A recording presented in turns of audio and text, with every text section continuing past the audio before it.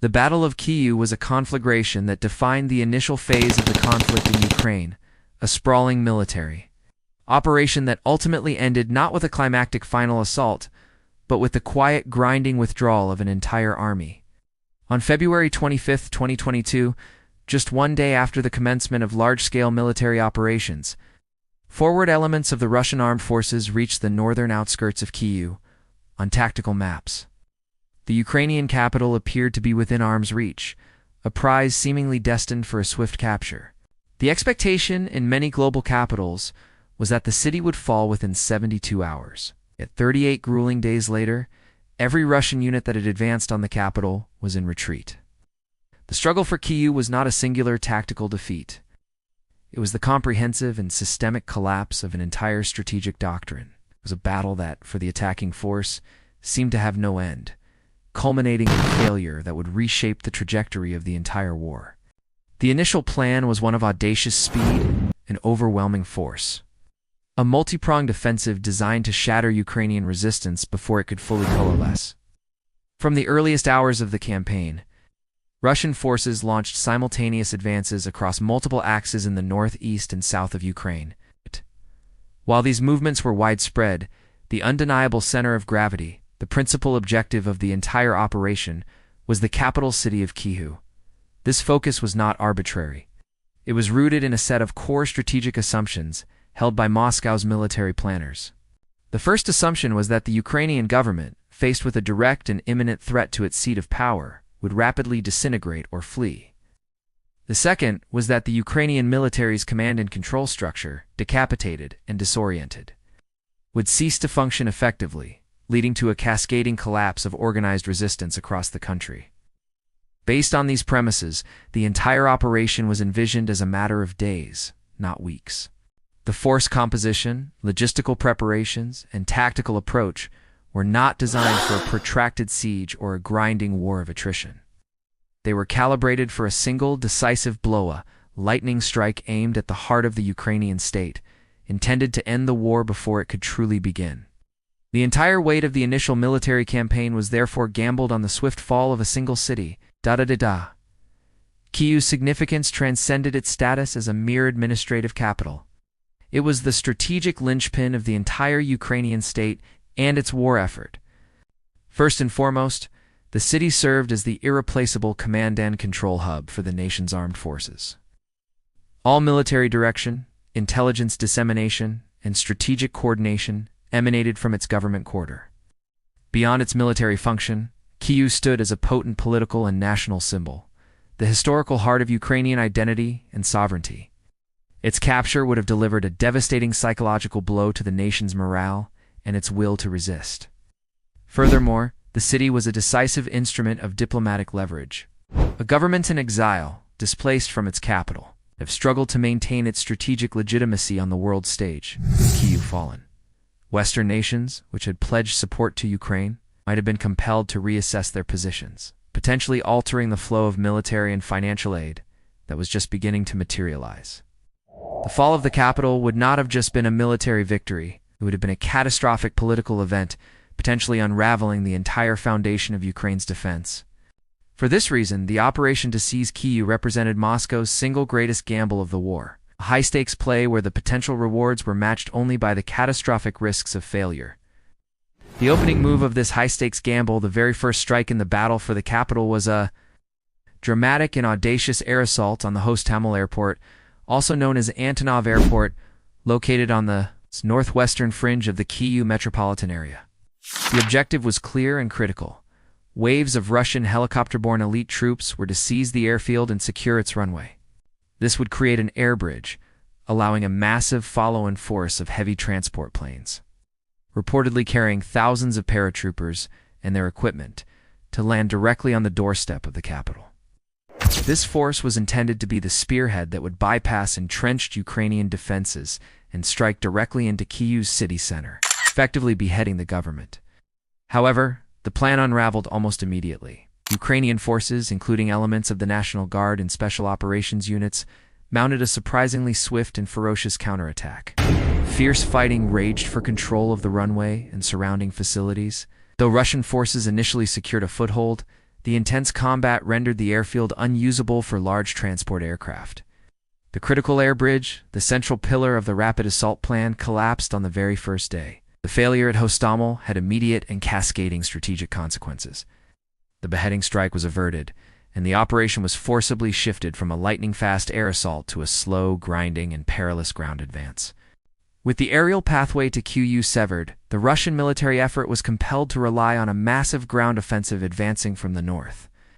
Columns of armor, mechanized infantry, and logistical support vehicles began to push south from staging areas in Belarus along two primary axes.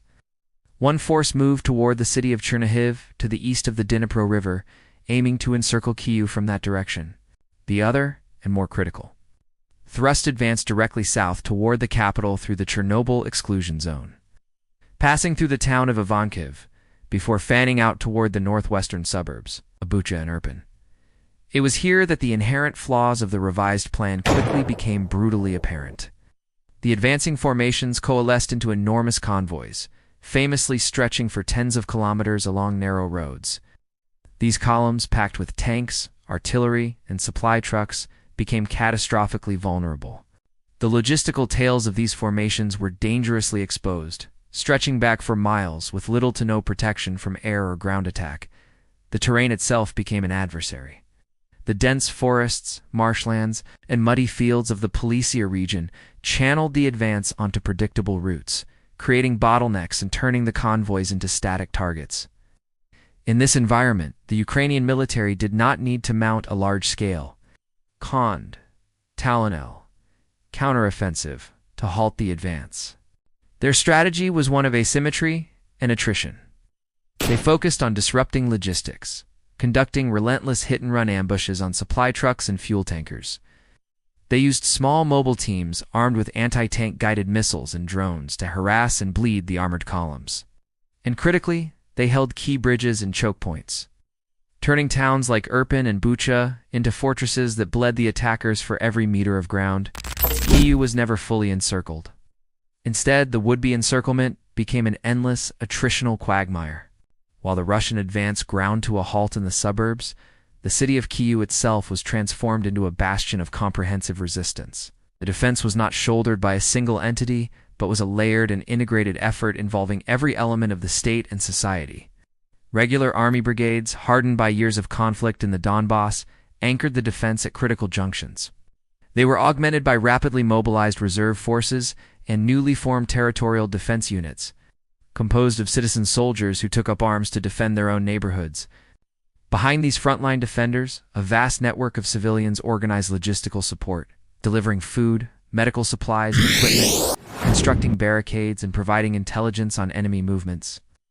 The Ukrainian military's tactics were pragmatic and adapted to the urban landscape. They deliberately avoided direct, large-scale confrontations where Russia's overwhelming superiority and heavy firepower and artillery could be brought to bear. Instead, they employed a strategy of deep, dispersed defense.